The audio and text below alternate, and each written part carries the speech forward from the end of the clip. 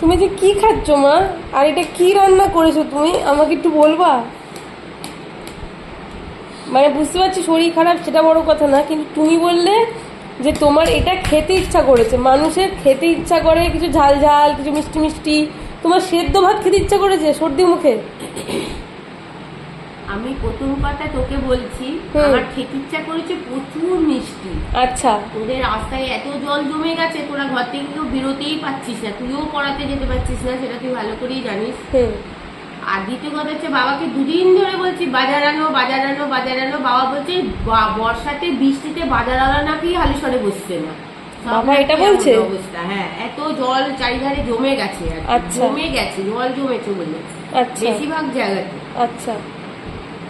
আর খেতে ইচ্ছা করছে, বললাম তাহলে একটুখানি গোবিন্দভোগের চালের ফেনা ফেনা ভাত খেতে কেমন লাগে, যে আমার মারা না ছোটবেলায় করে দিত। আপনারা শুনেছেন বন্ধুরা, ফুটের চালের ফেনা ভাত খেতে হতো, হেভি টেস্ট। সেটার বদলে আমি গোবিন্দভোগের চালের খাচ্ছি। তাহলে আগে খেতাম কি, এখন খাচ্ছি কি? হ্যাঁ, এখন তো মানে সুগন্ধ চালের ভাত খাচ্ছি। আচ্ছা। তার সঙ্গে আলু দিচ্ছি, টমেটো দিচ্ছি, কাঁচা লঙ্কা দিচ্ছি, ঘি নিয়েছি, সুন্দর করে খাবো বলে। শরীর ভালো নেই তাই রান্না করতে ইচ্ছা করেনি, গরম গরম করেছি, তুইও খা আমিও। আমাকে দিয়েছো ভাত, ভালো রাঙালু সেদ্ধ আর টক দই। হ্যাঁ, তোর তো খুবই ভালো খাওয়া। সবচেয়ে ভালো হচ্ছে তোর ডায়েট কন্ট্রোল হিসাবে দারুণ খাবার, তেল নেই, মশলা নেই, ঝাল নেই, কিচ্ছু নেই। এগুলো তো আনন্দ হওয়াই উচিত। বুঝলাম। তা খাও তুমি তাহলে। খাচ্ছি, কি করবো?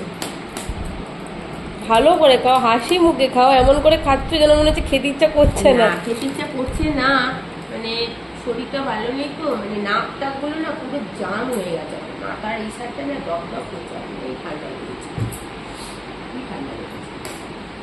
ঠিক আছে, ঠিক আছে, জয় গুরু। জয় গুরু।